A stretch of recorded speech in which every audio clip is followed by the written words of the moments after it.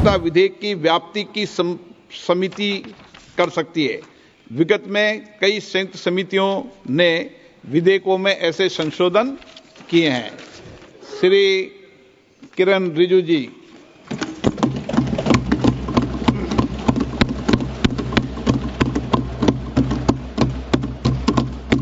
Honorable Speaker, sir, I rise to move the motion for consideration of the Waqf Amendment Bill 2025 and Mussalman Waqf Repeal Bill 2024. अध्यक्ष महोदय जी, आपने जो ruling दिया है JPC के बारे में जिक्र किया है, उसी के साथ साथ जुड़ते हुए एक मिनट किरण जी, एक मिनट श्री सोगत राय जी संशोधन संख्या 108 को प्रस्तुत करें। आप बोल रहे थे ना? हाँ। Under Rule 77(2) of the Rules of Procedure, I propose that the Waqf Amendment Bill 2025 be recommitted for the purpose of eliciting further opinion thereon. Okay, माननीय मंत्री जी अब 12-16 पर अपना वक्तव्य दें।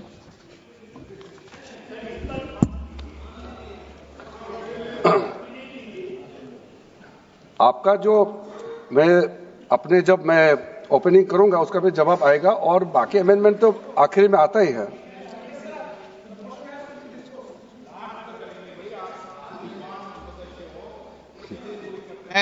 चलिए माननीय मंत्री जी।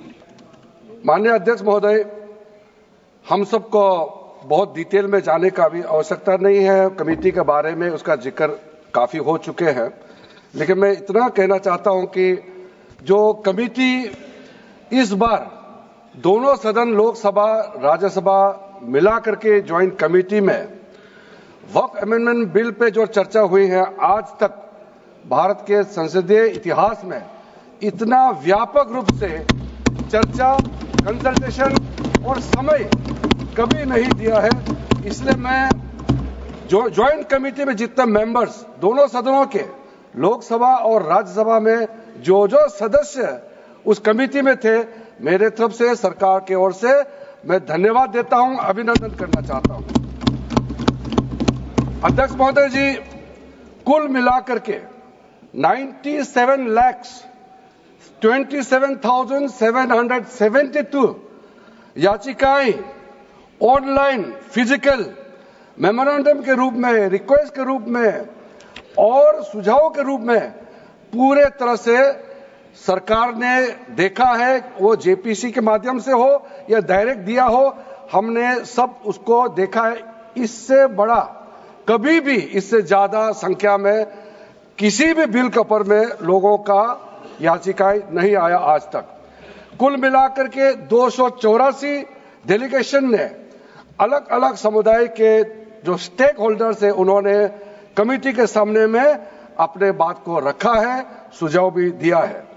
25 स्टेट गवर्नमेंट और यूनियन टेरिटरीज का वक्फ बोर्ड्स ने अपना सबमिशन भी पेश किया गया है। इसके अतिरिक्त कई लीगल लुमिनरीज, विद्वान लोग हैं हमारे समाज में, कम्युनिटी लीडर्स हैं, अलग अलग धार्मिक संस्थाओं का प्रतिनिधि, charitable organization, civil society, academicians, researchers, policy makers, सब ने इस कमेटी के सामने में पेशकश किया है। उसके साथ साथ मैं कहना चाहता हूं सर, आज जब मैं जो बात रखूंगा आपके सामने में, पिछली बार जब हमने ये प्रस्तुत किए थे बिल को इस सदन में, तब भी मैंने कई बातें बताई थी। आज मैं उसको नहीं दोहराते हुए कुछ बातें मैं जोड़ूंगा और मुझे अपना बात रखने के बाद सिर्फ उम्मीद ही नहीं, पूरा यकीन है कि जो लोग इस बिल को विरोध कर रहे थे, वो हृदय में भी बदलाव होगा। पॉजिटिव सोच के साथ इस बिल में सब समर्थन करेंगे, ये मैं विश्वास के साथ आगे अपना बात रखना चाहता हूं। क्योंकि मैं पॉजिटिव नोट से बात रखना चाहता हूं, तो इसलिए एक मेरे जो मन की बात है मैं कहना चाहता हूं, तो इससे अच्छा संदेश जाए। किसी के बात कोई, अध्यक्ष महोदय, किसी की बात कोई बदगुमा ना समझे, इस जमीन का दर्द कभी आसमान ना समझेगा। ये मैं दिल से कह रहा हूं, क्योंकि अच्छा सोच के साथ, बड़ा दिल के साथ, खुले मन से मैं ये प्रस्ताव आपके सामने में पेश कर रहा हूं। सर, कई लोगों ने अपने अपने तरीके से बातें रखी हैं। किसी ने कहा ये प्रावधान अनकॉन्स्टिट्यूशनल है, गैर संवैधानिक है। किसी ने कहा ये इलीगल है, अनलॉफुल है। सर, ये बिल जो हम लोग जिक्र कर रहे हैं कोई नया विषय नहीं है। आजादी से पहले ये बिल, जब पहली बार मुसलमान वक्फ वैलिडेटिंग एक्ट पास किया गया था 1913 में, तब से इसका इतिहास शुरू होता है। उससे पहले प्रिवी काउंसिल ने 1894 में इनवैलिडेट किया था वक्फ अल औलाद को। बाद में उसका प्रॉपर लीगल फॉर्म में 1913 के बाद फिर 1923 में द मुसलमान वक्फ एक्ट लाया गया था, जिसमें अकाउंटिंग और ट्रांसपेरेंसी के बारे में ये जोर उसको देते हुए ये एक्ट पास किया गया था। उसके बाद 1930 में द मुसलमान वक्फ वैलिडेटिंग एक्ट लाया गया है, जो रीइंफोर्स करता है legal validity of the family waqf. परिवार में जो वक्फ होता है उसको जोड़ देते हुए ये बिल लाया गया है। उसके बाद आजादी के बाद 1954 में 1954 में वक्फ एक्ट पहली बार आजाद भारत का एक्ट बनी, और उस समय स्टेट वक्फ बोर्ड का भी प्रावधान उसी 1954 एक्ट में प्रावधान किया गया था। उस समय से लेकर के कई संशोधन के साथ में 1995 में व्यापक रूप से यह वक्फ एक्ट बनी है। तो उस समय किसी ने नहीं कहा कि यह एक्ट अनकॉन्स्टिट्यूशनल है, किसी ने नहीं कहा उस समय यह अनलॉफुल है। आज जब हम उसी बिल को सुधार के ला रहे हैं, तब आपको यह अनकॉन्स्टिट्यूशनल, अनलॉफुल का यह शब्द इस्तेमाल करने का आपको यह नौबत कैसे आया? यह सोच क्यों आया? अगर आप सच्चे दिल से सोचते और मन साफ होते तो आप तर्क पे जाते। इस संशोधन बिल में जो जो तर्क है आप उसमें बात कीजिए। आप उसको छोड़ के जो कोई लेना देना नहीं है बिल में, उसका बात आप लेकर के लोगों को गुमराह करने का, बरगलाने का काम जो किया है, उसको मैं शुरू में साफ करना चाहता हूं। अध्यक्ष महोदय जी, 1995 में ट्राइब्यूनल का पहला व्यवस्था किया गया है, ताकि वक्फ बोर्ड का कोई भी निर्णय किसी को अगर पसंद नहीं है या उसको चैलेंज करना चाहता है तो वक्फ ट्राइब्यूनल वहां आप जा सकते हैं। उसका प्रावधान पहले बार हुए हैं, और उस समय यह भी फैसला हुआ कि 5 लाख से ज्यादा आमदनी किसी वक्फ प्रॉपर्टी में है, उसके लिए सरकार एग्जीक्यूटिव ऑफिसर्स अपॉइंट किया जाएगा। ये भी 1995 में शुरुआत की है। अध्यक्ष महोदय जी, ये आज एक ट्रिगर पॉइंट क्यों हुआ है? ये अमेंडमेंट बिल लाने का आवश्यकता सबसे ज्यादा शुरुआत कहां से हुई? मैं संक्षेप में बताना चाहता हूं। 2013 में, 2014 में हम सब चुनाव में गए, और चुनाव में जाने से पहले 2013 में कुछ कदम ऐसे उठाए गए हैं जो आप सुन करके, आप सदस्य के रूप में भी और इस देश का नागरिक होने के कारण आपके दिमाग में यह बात जरूर सवाल उठेगा कि ऐसा कदम क्यों उठाया गया है। सर, 2013 में पहला यह बदलाव हुआ कि इस देश में कोई भी आदमी, कोई भी इंसान, चाहे वो हिंदू हो, मुसलमान हो, सिख हो, ईसाई हो, पारसी हो, बौद्ध हो, जैन हो, वक्फ क्रिएट कर सकता है। सबको मालूम है वक्फ एक मुसलमान का अल्लाह के प्रति अपना एक उसका एक पायस चैरिटेबल रिलीजियस पर्पस के लिए वक्फ क्रिएट किया जाता है, लेकिन उसमें डाइल्यूशन करके 2013 में कोई भी वक्फ क्रिएट कर सकता है। यह प्रावधान सबसे पहले उस समय की यूपीए सरकार ने किया है। दूसरा, आपने सारा वक्फ को स्पेसिफिक कर दिया कि शिया बोर्ड में शिया ही रहेंगे, सुन्नी बोर्ड में सिर्फ सुन्नी ही रहेंगे, और कोई भी बोर्ड हो सिर्फ उनके लोग ही रहेंगे, बाकी कोई उसमें आ नहीं सकता है। ऐसा आपने प्रावधान किया। तीसरा, 2008 सर अब शांति से सुनने के बाद आप जो भी पूछेंगे हमारा रिप्लाई तो आएंगे ही सर। डिबेट का आखिरी में है, मेरा फिर से रिप्लाई होगा। तो अभी मैं जब शुरुआत में कुछ दृष्टिकोण रख रहा हूं, इसमें कोई हस्तक्षेप ना करे, ध्यान से सुनिए ताकि हमारा डिबेट का स्तर भी ऊंचा रहे और तर्क भी सामने में आ जाए। सर एक प्रावधान आया सेक्शन 108, उस सेक्शन 108 में यह लिखा गया है कि वक्फ बोर्ड का जो प्रावधान है इस देश में कोई भी मौजूदा कानून के ऊपर में रहेगा, ओवरराइडिंग इफेक्ट रहेगा, ऐसा आपने कानून बनाया है। इस देश में ऐसा कानून कैसे मंजूर कर सकते हैं अध्यक्ष महोदय जी? हर कानून अपना अपना हिसाब से चलता है, लेकिन एक कानून दूसरे कानून के ऊपर में ओवरराइडिंग इफेक्ट होगा, ये कोई भी मान्यता नहीं दे सकता है। उसके बाद सर मैं कुछ प्रोपेगेंडा साथ में जुड़े हुए हैं। उससे पहले जो 2013 में मुझे भी बहुत ताज्जुब हुआ कि ये पास कैसे जबरदस्ती करवाया है। 2013 में वक्फ पे यूजर जो आपने प्रावधान डाला, उसके बाद 1970 से केस चल रहा था दिल्ली के अंदर में। दिल्ली के अंदर में हमारा सीजीओ कॉम्प्लेक्स है, पार्लियामेंट बिल्डिंग है, कई प्रॉपर्टीज है, और इसको वक्फ बोर्ड, दिल्ली वक्फ बोर्ड ने क्लेम किया कि ये वक्फ प्रॉपर्टीज है। उसके बाद ये केस चल रहा था अदालत में। उस समय यूपीए सरकार ने पूरा सारा जमीन को डी नोटिफाई करके वक्फ बोर्ड को दे दिया। 123 प्रॉपर्टी। अगर आज हम ये संशोधन लेके नहीं आते तो जिस सदन में हम बैठे हैं, ये पार्लियामेंट बिल्डिंग, इसको भी क्लेम किया जा रहा था। एयरपोर्ट, बसंत विहार, और अगर नरेंद्र मोदी जी का सरकार नहीं आते, अगर यूपीए का सरकार कंटिन्यू रहता, तो क्या क्या बिल्डिंग को डी नोटिफाई किया जाना था। 123 प्रॉपर्टी को तो डी नोटिफाई किया।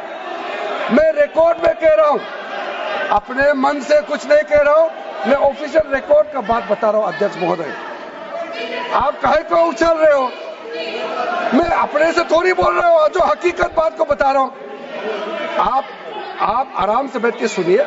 आपके दल को और आपको सबको बोलने का मौका मिलेगा। माननीय मंत्री जी,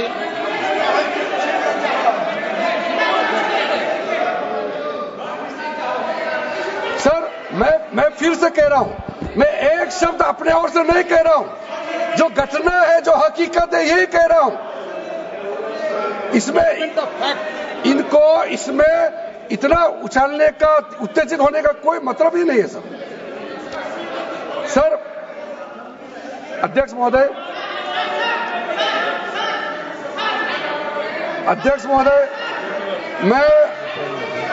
मैं आपके माध्यम से सदन को कहना चाहता हूं कि जो संवैधानिक बात उठा करके लोगों को गुमराह करने का जो प्रयास किया जा रहा है, उसको भी देश के सामने में सही बात रखना बहुत ही जरूरी है। एक बात बार बार इन लोगों ने कहा गया है कि ये जो वक्फ अमेंडमेंट बिल है, ये आर्टिकल 25, आर्टिकल 26, आर्टिकल 30 का उल्लंघन करता है करके इन्होंने इल्जाम लगाया। पढ़ चुका हूं, आप पढ़ लो। कभी भी डिबेट के बीच में पॉइंट ऑफ ऑर्डर नहीं होता है, व्यवस्था दे दिए, आप उठाना कभी। माननीय मंत्री जी बोलिए। अध्यक्ष महोदय, दूसरा विषय इन्होंने समानता का बात उठाया। आर्टिकल 14 का इक्वालिटी को लेकर के उन्होंने सवाल उठाया, उसका भी मैं जवाब देना चाहता हूं। अध्यक्ष महोदय, ये कोई तरीका नहीं है। माननीय अध्यक्ष की व्यवस्था अंतिम व्यवस्था होती है। बोलिए मंत्री जी, आप बोलते जाओ। अध्यक्ष महोदय, क्योंकि मेरा कान खुला हुआ है तो ये डिस्टर्ब हो रहा है मुझे। मैं अभी ये पैन की बात करता हूं। अध्यक्ष महोदय, ये वक्फ बोर्ड का जो काम है, ये बेसिकली वक्फ प्रॉपर्टी को जो संभालने वाले मुतावली, और जो वक्फ प्रॉपर्टी को व्यवस्था करते हैं उसको संचालित करने के लिए ये गवर्नेंस का, सुपरविजन का एक प्रावधान है। किसी भी तरीके से वक्फ बोर्ड वक्फ प्रॉपर्टी को मैनेज नहीं करता है। वक्फ बोर्ड वक्फ प्रॉपर्टी मैनेजमेंट में हस्तक्षेप नहीं करता है। अब साफ साफ सुन लीजिए, अगर इसके पास तर्क नहीं है तो इस तरह यहां डिस्टर्ब करके बहस का स्तर को गिराने से कोई फायदा नहीं है सर, ये कोई तरीका नहीं है सर। बोलते जाओ सर। वक्फ बोर्ड का क्रिएट करना एक जो वाकिफ होता है, जो अपना विलिंगली वक्फ क्रिएट करता मैंने है। व्यवस्था दे दी है, आप जब समय हो तो बोले नो, प्लीज बैठिए, ये तरीका ठीक नहीं है आपका, बैठिए आप। नो, बैठिए। माननीय मंत्री जी, सूची है 2013 की प्रॉपर्टी है मैं लाता निकाल बताना सूची मंगा के देते कहते भी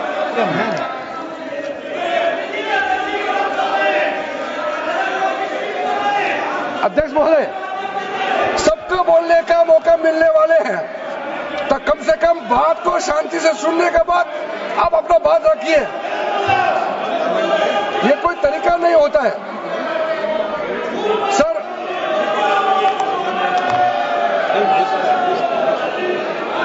अध्यक्ष महोदय, ये जो उन्होंने गुमराह करने का कोशिश किया गया है, ये मैं कुछ केसेस आपको बताना चाहता हूं सर। आप देखिए आर्टिकल 25(1) क्या कहता है, संविधान का अनुच्छेद आर्टिकल 25(1) कहता है, subject to public order, morality and health, and to the other provisions of this part, all the persons are equally entitled to freedom of conscience and the right freely to profess, practice and propagate religion. Sir, government किसी भी धार्मिक व्यवस्था को, किसी भी religious institution, कोई धार्मिक काम में हस्तक्षेप करने नहीं जा रहा है, ना ही वक्फ बोर्ड किसी धार्मिक स्थल का व्यवस्था में कोई भी तरीके से हाथ डालने का प्रावधान है, बिल्कुल नहीं है सर। आप अगर हम कोई नमाज, सर ये क्या झूठ बोल रहे हैं, ये कॉन्स्टिट्यूशन, हम कॉन्स्टिट्यूशन का प्रावधान पढ़ रहे हैं फिर भी झूठ बोल रहे हैं, ये कॉन्स्टिट्यूशन को नहीं मानते हैं सर। किसी मस्जिद का मैनेजमेंट को हम हस्तक्षेप करने का कोई इसमें प्रावधान नहीं लिया जा रहा है। एक मिनट माननीय सदस्य, आप भारत की संसद में बैठे हो, गरिमा मर्यादा बनाए रखो, बैठे बैठे टिप्पणी मत करो। हाँ, आपको जब मौका मिलेगा आप अपनी बात कहना, बैठे बैठे टिप्पणी नहीं कर सकते, ये संसद की मर्यादा नहीं है, ऐसे नहीं चलेगा सदन। सदन व्यवस्था नियम से चलेगा। किसी भी व्यक्ति को बैठे बैठे कोई भी सदस्य जो बोल रहा हो उसके बीच में टिप्पणी करने का अधिकार नहीं है। माननीय मंत्री जी। अध्यक्ष महोदय जी, ये वक्फ बोर्ड का जो प्रावधान किसी मस्जिद, किसी मंदिर, किसी धार्मिक स्थल का व्यवस्था का कोई लेना देना नहीं है, ये सिंपली एक प्रॉपर्टी का मैनेजमेंट का विषय है। ये कोई मुसलमान अपना ज़कात देता है, फितरा देता है, उसको हम पूछने वाला कौन होते हैं? ये आपका धार्मिक भावना से जुड़े हुए चीज है, उसमें सरकार का कोई लेना देना नहीं है।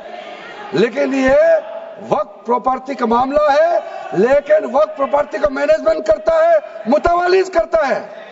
ये आपको इतना बेसिक ये फर्क जो है अगर समझ में नहीं आते या जानबूझ करके आप नहीं समझना चाहते हैं तो मेरा पास इसका कोई इलाज नहीं है।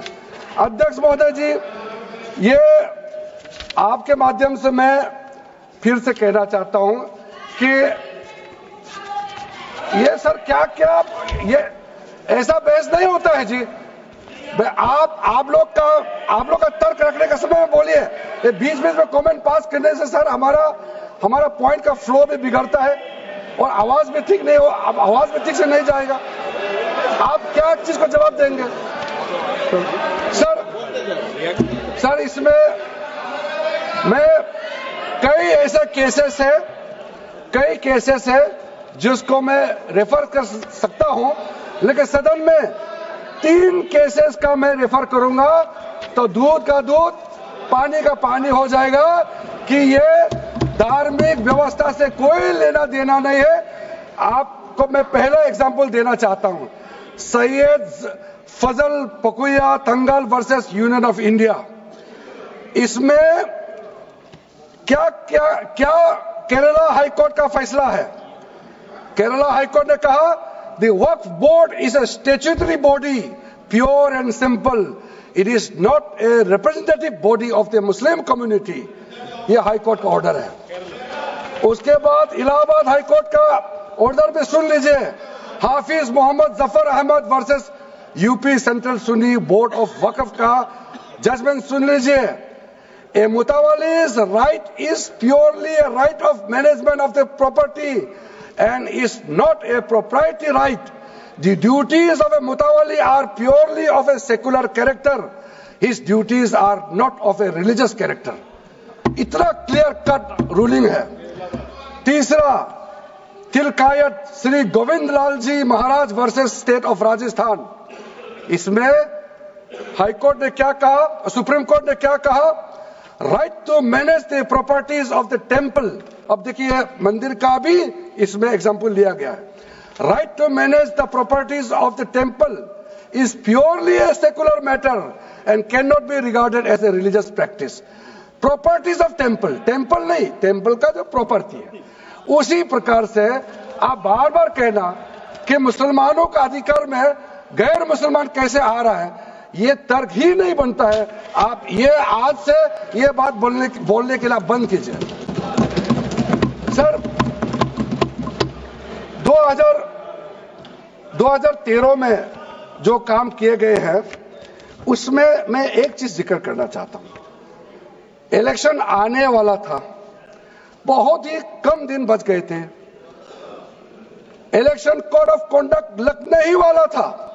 हम सबको मालूम है अप्रैल और मई में चुनाव हुआ था। 5 मार्च 2014 को उस समय के यूपीए सरकार ने 123 प्राइम प्रॉपर्टीज को जो housing and urban development ministry के तहत आता है उसको आपने दिल्ली वक्फ बोर्ड को ट्रांसफर कर दिया। क्या जरूरत था? कुछ दिन बाकी था चुनाव होने के लिए, आप इंतजार तो करते। आपने सोचा ये करके वोट मिलेंगे, लेकिन आप तो चुनाव तो हार गए, तो फायदा क्या हुआ? ऐसा काम करने से वोट नहीं मिलता है। इसलिए लोग इंटेलिजेंट है, हमारे देश के लोग समझदार है, इसलिए वोट बैंक का राजनीति के बिना हम अच्छे सोच के साथ में आज इस सदन में फिर से आए हैं। कुछ एनोमलीज है इस बिल में, तो इसको बदलना जरूरी था। मैंने एक पहले भी इसका जिक्र किया था कि आपने कहा कोई भी हिंदुस्तानी, कोई भी भारतीय वक्फ क्रिएट कर सकता है। वो 95 में ऐसा नहीं था, आपने 13 में बदलाव किया, उसको हमने फिर से 1995 का प्रावधान को फिर से रिवाइव करते हुए ये हमने जोड़ा है कि वक्फ वही क्रिएट कर सकता है जो मिनिमम 5 साल इस्लाम को प्रैक्टिस करता है। बहुत साफ साफ शब्दों में प्रावधान रखा है। सर, जो वक्फ बोर्ड बने हैं हम उसको बहुत ही सेकुलर इंक्लूसिव बनाना चाहते हैं।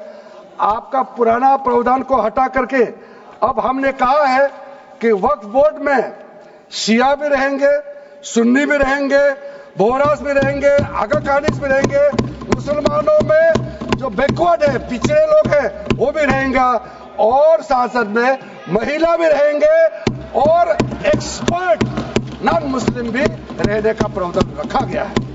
सब स्वागत करना चाहिए, इसको किसी को आपत्ति होने का कोई जरूरत नहीं है। उसके बाद सर मैं थोड़ा सा इसको विस्तार करके बताना चाहता हूं। मेरा ही खुद का एग्जांपल मैं देता हूं। मान लो मैं मुस्लिम नहीं हूं, लेकिन मैं माइनॉरिटी अफेयर्स मिनिस्टर हूं, तो मैं सेंट्रल वक्फ काउंसिल का चेयरमैन होता है।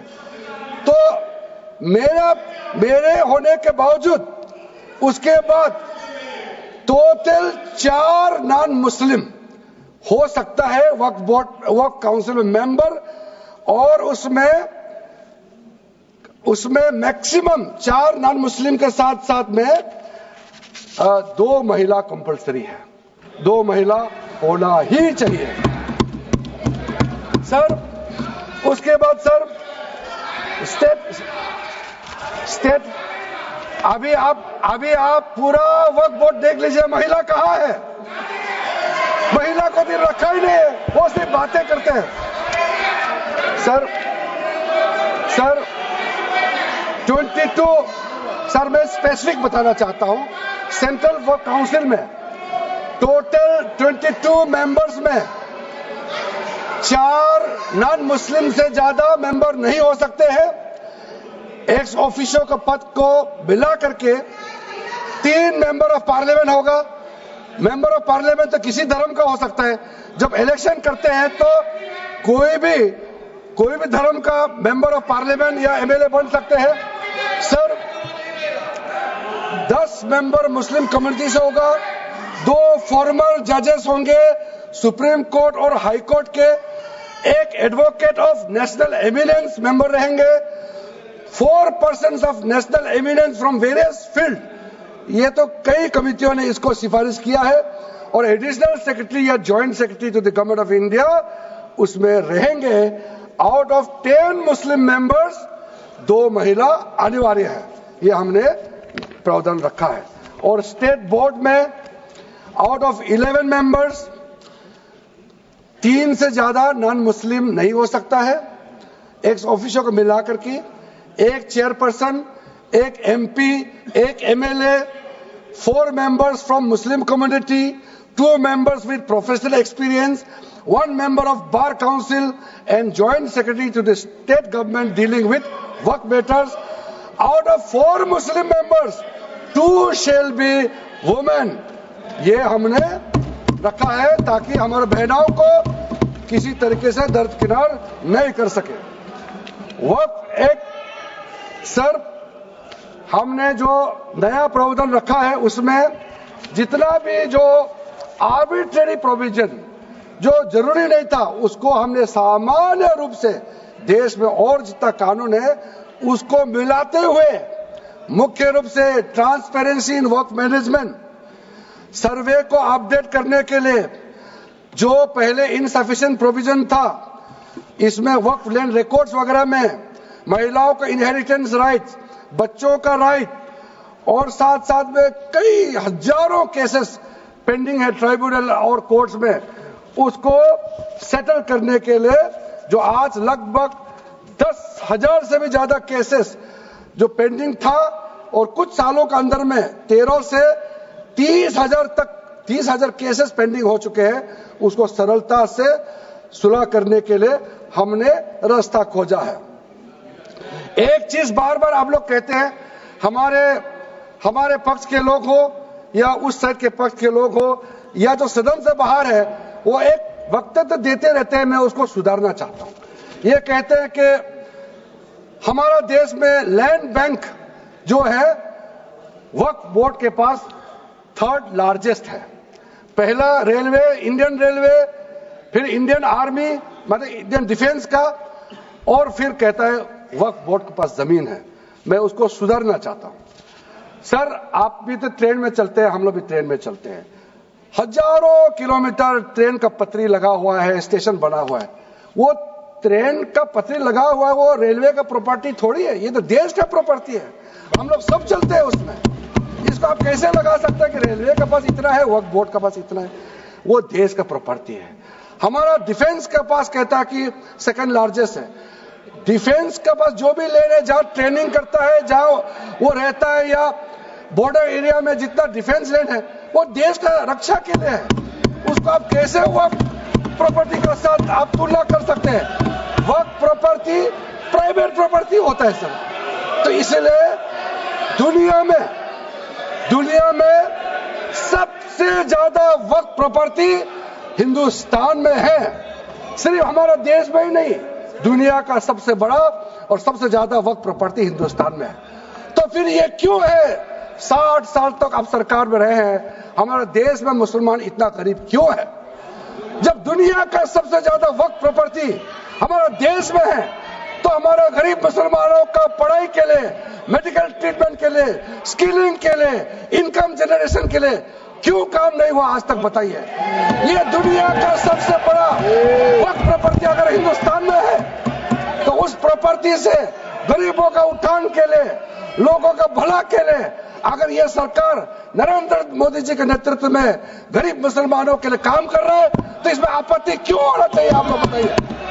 इसलिए सर, इसको धर्म जाति से बाहर उतर करके सबको सीधा सीधा अपना दिल से पूछ करके आप सोच के देखिए कि आप जो लोग आज इस बिल को विरोध कर रहे हैं, आज 1 साल 2 साल नहीं, सदियों तक हमारा देश उसको याद रखेगा कौन इस बिल को समर्थन कर रहा है, कौन इस बिल को विरोध कर रहा है। आज चंद वोट के लिए, सत्ता के लिए हमारे मुसलमानों को आपने 70 साल से ज्यादा वोट बैंक बना करके गुमराह किया है। कितना और गुमराह करना चाहते हैं? अब हमारा देश में वोट बैंक का राजनीति नहीं चलेगा। इसलिए मैं कहना चाहता हूं, जब हमारा देश में इतना वक्फ प्रॉपर्टी है, तो इसको हम बेकार में पड़ा रहने नहीं दिया जा सकता है।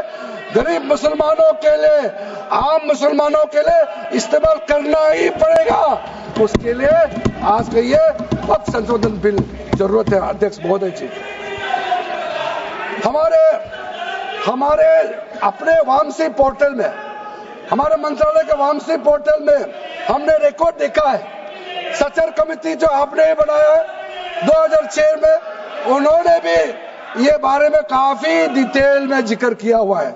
सर 2006 में 4.9 लाख वक्फ प्रॉपर्टी था और उसका इनकम कितना था मैं बता दूं आंकड़ा सर, आप कहेंगे 4.9 लाख वक्फ प्रॉपर्टी में टोटल इनकम था 163 करोड़। कौन खाते थे? 163 करोड़। और आपने 2013 में बदलाव करने के बाद आज इनकम कितना बढ़ा है वो भी मैं बता देता हूं। हो गया 166 करोड़। 3 करोड़ बढ़ा है। कैसे मंजूर कर सकता है हम लोग इस महान सदन में बैठ करके? अगर इतना 10 सालों के बाद भी दुनिया का सबसे ज्यादा प्रॉपर्टी का टोटल इनकम जनरेशन 3 करोड़ बढ़ता है, तो ये हम कभी मंजूर नहीं कर सकता अध्यक्ष महोदय। इसलिए उस समय कहा गया था, मैं अभी का नहीं बता रहा हूं, सचर कमेटी समय में भी कहा गया है कि अगर थोड़ा सा एफिशिएंटली मैनेज करता तो 12,000 करोड़ पर ईयर तो उसी समय जनरेट हो जाना चाहिए था नॉर्मल मार्केट रेट से। और 12,000 करोड़ अगर वो प्रॉपर्टी से रेवेन्यू जनरेशन करता है, कितना लाखों करोड़ों मुसलमानों को फायदा होगा, आप सोच के देखिए। इसलिए सर आप लोग भी, मैं अनुरोध करता हूं कि आप लोग भी वक्फ के बारे में जानना है तो हमारा वामसी पोर्टल को क्लिक करके आप लोग देखिए। सर आज वो 4.9 लाख से बढ़ करके टोटल वक्फ प्रॉपर्टी बन गया है 8.72 लाख। हमारा देश में वक्फ प्रॉपर्टी बन गया है। और आप कल्पना कीजिए 8.72 लाख प्रॉपर्टी वक्फ का है, उसको अगर हम सही तरीके से मैनेजमेंट करता तो हमारा मुसलमानों का ही नहीं है, देश का तकदीर बदल जाएगा। इतना प्रॉपर्टी हमारे पास। अब समझिए चीज को। सर मैंने अभी कई राज्यों का दौरा किया अध्यक्ष महोदय, मैंने कई राज्यों का दौरा किया। मैं एक एग्जांपल आपको जरूर देना चाहूंगा। मैं बहुत इंप्रेस हो गया जब मैं पिछली बार जम्मू कश्मीर गई। जम्मू कश्मीर में हमारा नई वहां वक्फ बोर्ड का चेयरपर्सन बनी और मैंने पूछा कि आप जब वक्फ बोर्ड का चेयरमैन बनी तो उसमें क्या हालत थी और आज क्या हालत है। उन्होंने बोला कि सर जब उन्होंने पदभार संभाली तो उसमें कोई इनकम का, कोई व्यवस्था का, रिकॉर्ड का ठीक ठाक कुछ भी नहीं था, और उन्होंने आने के बाद 40 करोड़ रेवेन्यू इनकम उन्होंने जनरेट करना शुरू किया, मुझे बताया, और उसके वजह से वह काफी अच्छा काम कर रहा है। मैं हजरत बल श्राइन भी गए और वहां भी मरम्मत चल रहे हैं, इतना पुराना श्राइन है, दुनिया के लोग आते हैं, बहुत खूबसूरत से उसका सारा आसपास का ब्यूटिफिकेशन का काम भी चल रहा है। अगर अच्छा काम करेगा, रेवेन्यू बढ़ेगा तो सबका फायदा होगा सर। इसलिए सर आप लोग आज बिल को समर्थन करने के बाद मेरे ऑफिस में आइए, 1 साल के अंदर में इसका ट्रांसफॉर्मेशनल इंपैक्ट क्या होता है मैं ही आप लोगों को बता दूंगा। सर वक्फ अमेंडमेंट जो बिल लाए हैं उसमें जेपीसी का कई रिकमेंडेशंस है जिसको हमने समर्थन किया है और एक्सेप्ट किया, हमने इस बिल में लाया। इसलिए बोलना कि जेपीसी का आपका कमेटी के बात को माना ही नहीं है, आपका कमेटी के बात नहीं सुना गया है, वो गलत बात है सर। अध्यक्ष महोदय जी, पार्लियामेंट्री कमेटी जब बनता है तो उसका एक अपना सैंक्टिटी होता है और उस कमेटी में खुले बहस हुए हैं, उसमें मैं अंदर जाना नहीं चाहता हूं क्या हुआ है, लेकिन उनके बीच में कई ऐसे मुद्दे हैं जो हम लोग सरकार समझते हैं कि बहुत अच्छा सुझाव आया है, हमने उसको माना है, और कुछ छोटा अमेंडमेंट है जो बहुत जरूरी चीज है, वो अमेंडमेंट भी हम लेकर के आए हैं। इसके बाद जो पूरा ये सारा व्यवस्था देखने के बाद सबके मन में उम्मीद जागेगा। उम्मीद इसलिए जागेगा कि एक नए सवेरा आने वाला है, इसलिए नए एक्ट का नाम भी उम्मीद हो गया है। तो उम्मीद क्यों हुआ है सर, मैं आपको बताना चाहता हूं।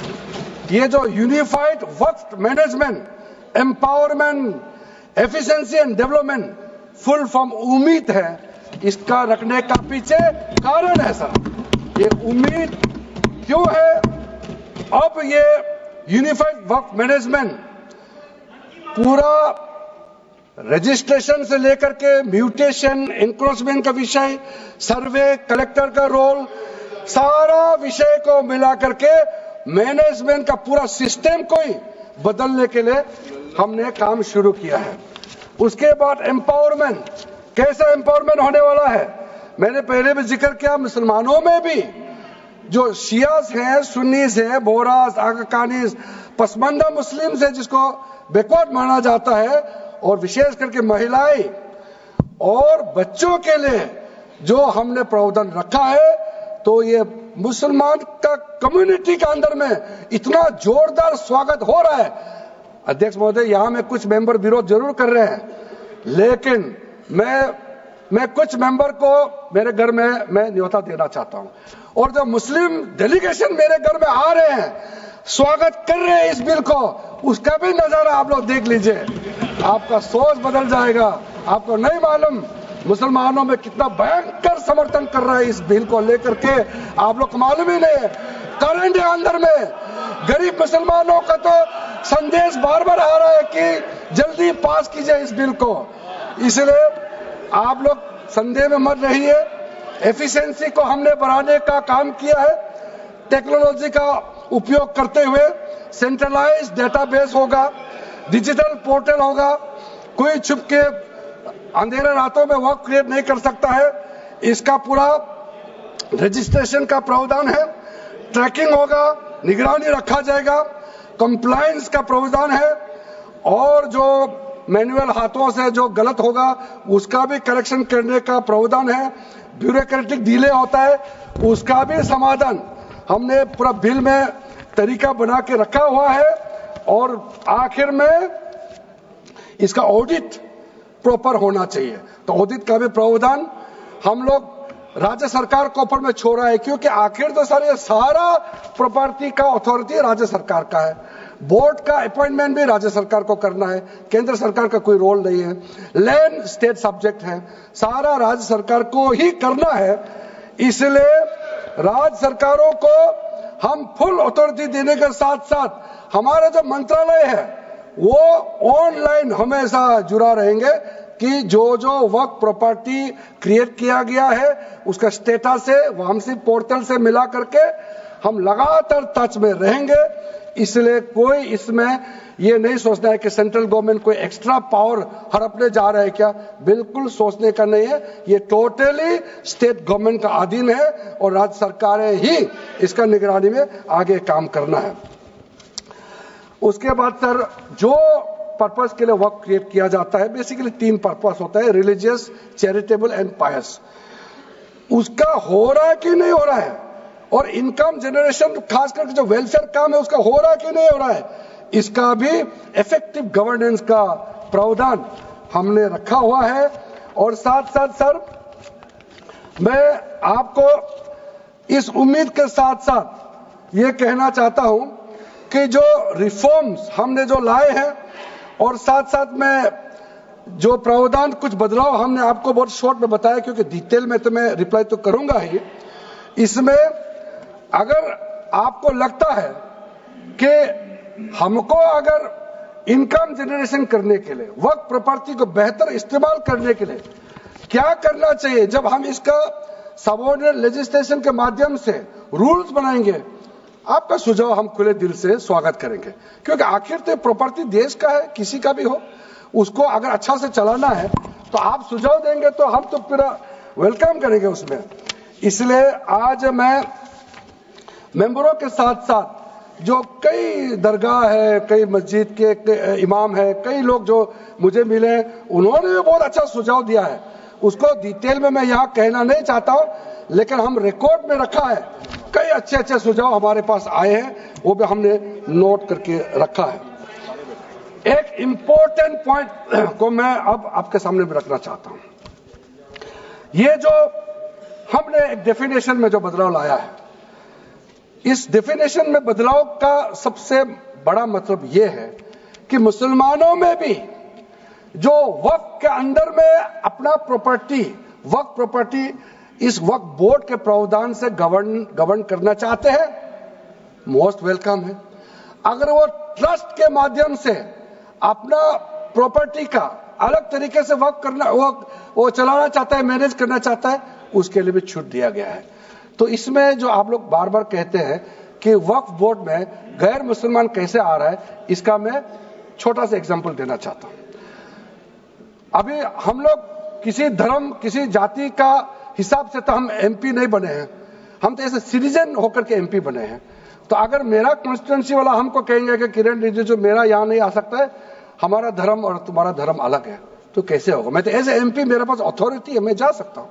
उसी प्रकार से आपका ट्रस्ट है, ट्रस्ट को चलाता है चैरिटी कमिश्नर। तो ट्रस्ट वाला कैसे कहेंगे कि चैरिटी कमिश्नर मेरा जात का ही होना चाहिए?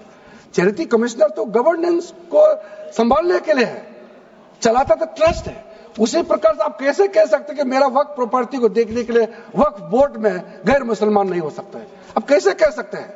ये तर्क को आप थोड़ा गहराई से सोचिए, क्योंकि ये बार बार कहा गया है, मैं नाम नहीं लूंगा, वो बाद में तो बोलेंगे हमारे कुछ लोग हैं कि मुस्लिम का अफेयर्स में नॉन मुस्लिम क्यों आ रहा है। अरे ये धार्मिक व्यवस्था से कोई लेना देना नहीं है, मैं बार बार कह रहा हूं। इसलिए ये प्रॉपर्टी है, वक्फ प्रॉपर्टी है, आप लोग इसको समझिएगा। उसके बाद सर ये जो हमने जो 2013 के बाद कुछ बदलाव जो किए हैं, वक्फ बाय यूजर में कुछ लोग ने शंकाएं व्यक्त किया है, कह रहा कि वक्फ बाय यूजर हटाने के बाद अब सरकार जो है मस्जिदें छीन लेंगे, दरगाह छीन लेंगे, मुसलमानों का प्रॉपर्टी छीन लेंगे, ऐसे बोलते हुए मैंने सुना है। इस तरह का कई जगह में बोला है। मैं इसमें साफ साफ कहना चाहता हूं, हम लोग सब हर किसी ना किसी राज्य से आते हैं। We all belong to each and every part of our country, we are together, we may belong to different states and union territories, we are all Indian.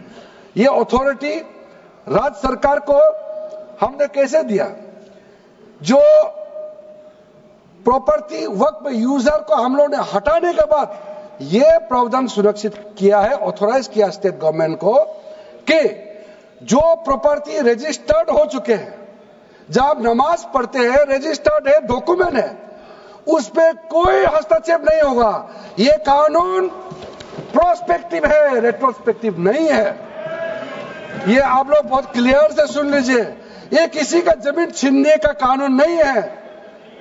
ये किसी का राइट, किसी का हनन करके उसका प्रॉपर्टी को हड़पने का नहीं है।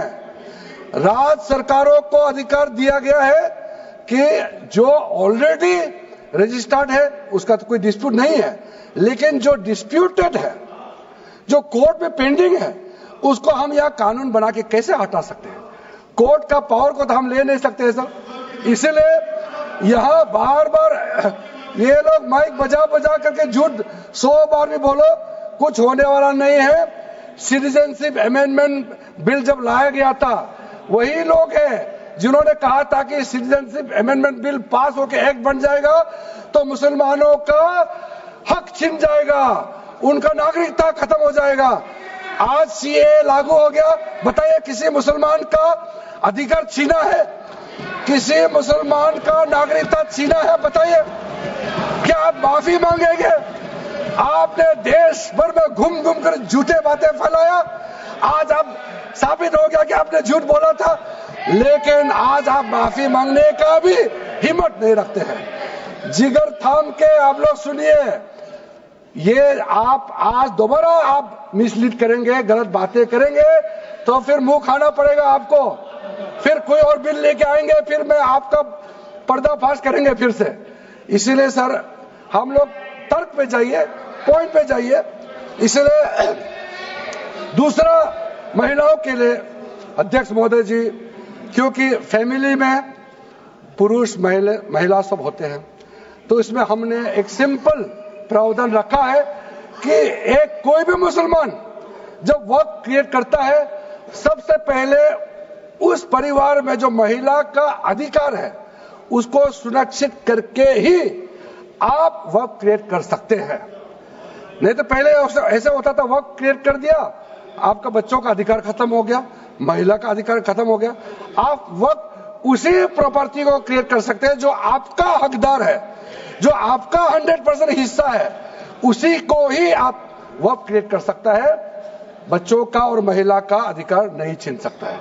ये बहुत बड़ा रिफॉर्म है। मुसलमानों में अगर वो चाहते हैं कि महिला आगे ना बढ़े तो ये लोग तो इसको विरोध करेंगे ही, लेकिन जो थोड़ा प्रोग्रेसिव सोचने वाले, जो थोड़ा बारीकी से अगर सोचेंगे तो कितना गलत बात है कि समाज में महिलाओं को दबाने का काम करते हैं और यहाँ जोर जोर से बोलते हैं।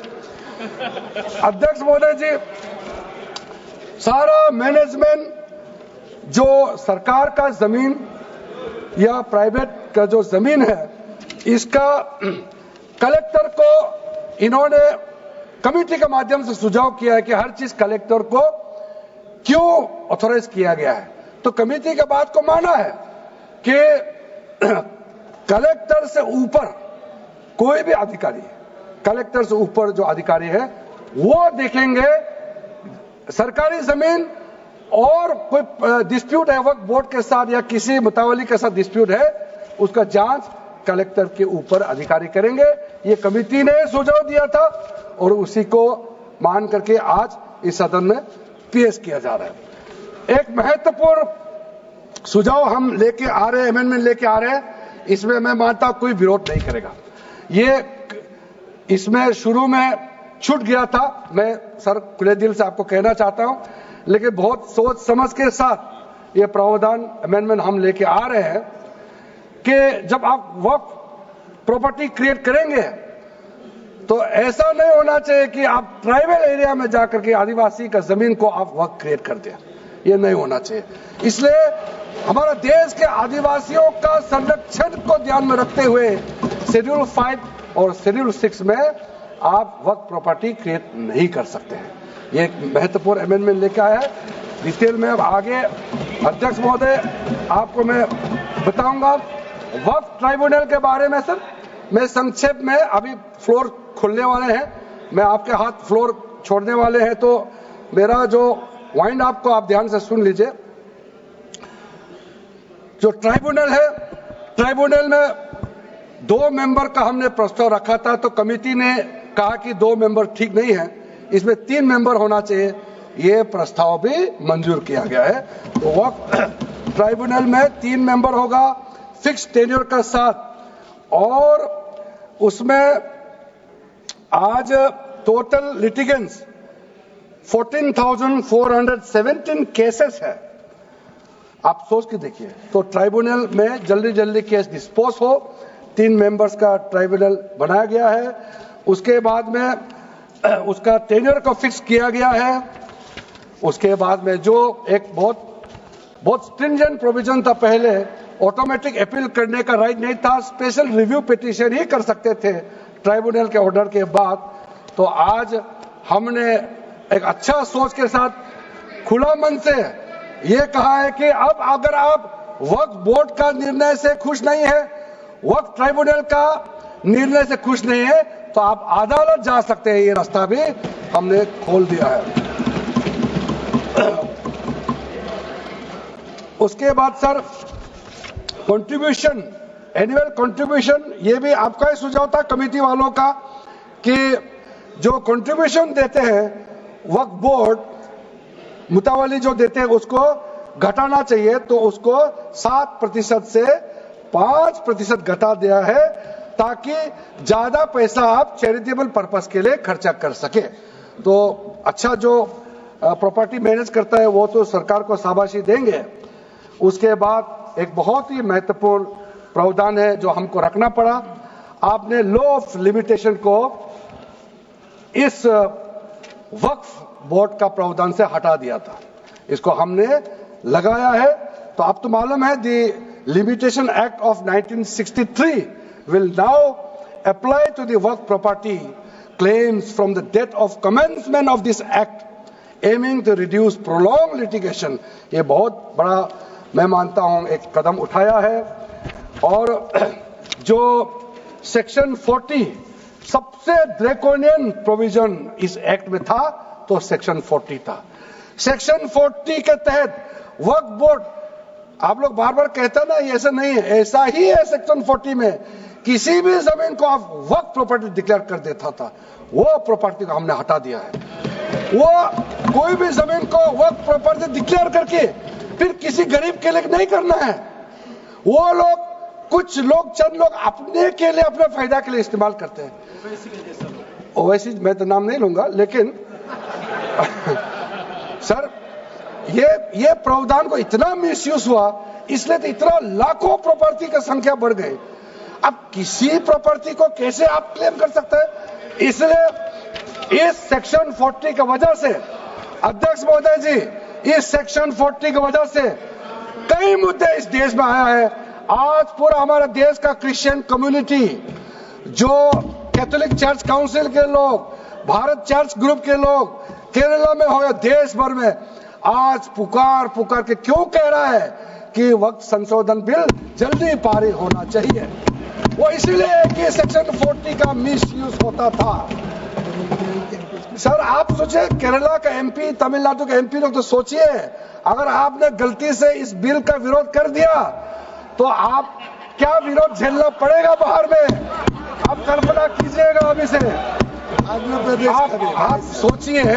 मैंने पिछली बार में बताया सुरेंद्रेश्वर टेम्पल के बारे में, तो आपको बताया जब बाकी कोई धर्म ही नहीं था, तब ये सुरेंद्रेश्वर टेम्पल था तिरुचेंथुराई विलेज तमिलनाडु में। उसको वक्त डिक्लेयर करने के बाद कर्नाटका में तो हजारों एकड़ का इशू है।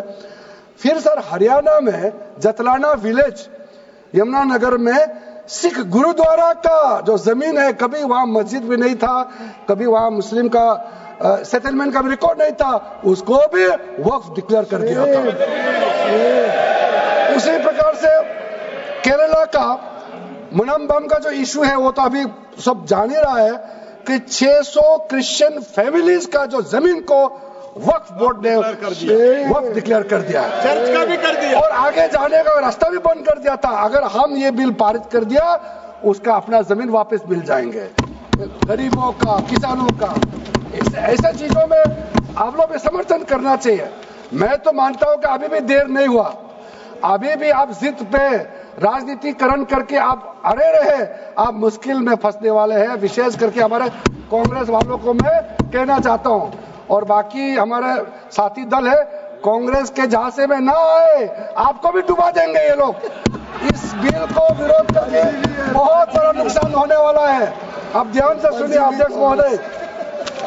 इसलिए अंत में सर, क्योंकि मैंने कहा है कि मैं आखिरी में जवाब दूंगा, तो हम लोग आगे भी इस पार्लियामेंट को भी वक्त डिक्लेयर ना कर दे, हम लोग आराम से भविष्य के लिए और अच्छा काम करें। मैंने पॉजिटिव बात में अपना बात को रखा है। अंत में मैं अपील करके अपना बात को समाप्त करना चाहता हूं। इसी लाइन के साथ मेरी हिम्मत को तो सराहो। देखिए मैं कितना हिम्मत के साथ बोल रहा हूं। मेरे हिम्मत को तो सराहो, मेरे हमराही बनो। मैंने एक शम्मा जलाई है हवाओं के खिलाफ। आप लोग जब इस बिल को समर्थन करेंगे, हमारे वरिष्ठ नेता सब सदन में बैठे हम लोग सुन रहे हैं, मैं अपने आप को बहुत भाग्यवान मानता हूं, मैं भाग्यशाली हूं। प्रधानमंत्री नरेंद्र मोदी जी ने मेरे जैसे एक साधारण सदस्य को इतना पुण्य काम करने का मौका दिया है, इस बिल को यहां रखने का मौका दिया है। करोड़ों करोड़ों गरीब मुसलमान बहने दुआ देने वाला है। दुआ में अकेला क्यों लो, ये दुआ आप भी लेना चाहिए। इस बिल को समर्थन दीजिए, ये मेरा अनुरोध है अध्यक्ष महोदय।